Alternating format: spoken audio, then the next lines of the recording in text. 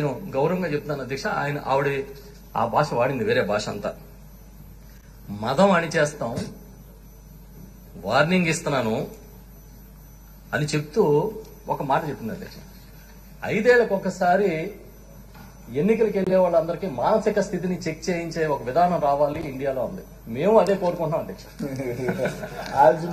మేము అదే కోరుకుంటున్నాం అధ్యక్ష. మీ ద్వారా, సభ ద్వారా ఇప్పుడే చూశారు బాలకృష్ణని. ఈ దేశం మొత్తం మీద మెంటల్ కేసు అని సర్టిఫికేట్ తెచ్చుకున్న ఎమ్మెల్యే ఎవడన్నా ఉంటే ఒక్క బాలకృష్ణ అధ్యక్ష, ఇంకెవ్వరు లేదు. 4 హాస్పిటల్ ఇచ్చారు అధ్యక్ష ఈయనకి ఈ దేశంలో. ఈయన సర్టిఫైడ్ సైకో. ఈ దేశంలో ప్రజాప్రతినిధులు ఎవరికైనా సైకో అని సర్టిఫికెట్ ఉంటే ఒక్క బాలకృష్ణకి, చంద్రబాబు నాయుడు గారి విజయంకుడు, బామ్మర్ది లోకేష్ మామ్ గారికి ఆయన ఒక్కడికే ఉంది అధ్యక్ష. అధ్యక్ష నేను చూసాం అధ్యక్ష, ఎలాంటి సంజ్ఞలు చేస్తున్నాడు, ఎలాంటి సైకిల్ చేస్తున్నాడు.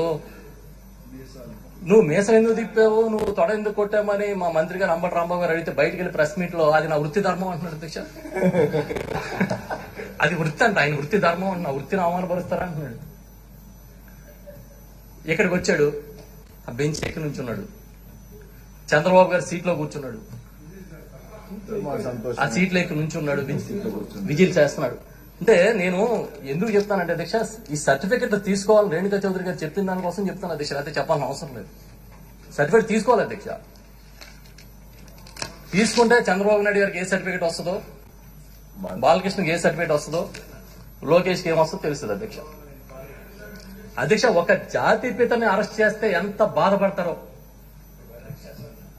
ఒక స్వాతంత్ర సమరంలో జాతిపితని అరెస్ట్ చేస్తే ఎంత బాధపడతారో, అలాగే ఎల్లో మీడియా గానీ లేకపోతే రేణుకా చౌదరి గారు లాంటి వాళ్ళు కానీ అంత బాధపడతారు అధ్యక్ష చంద్రబాబుని అరెస్ట్ చేస్తే.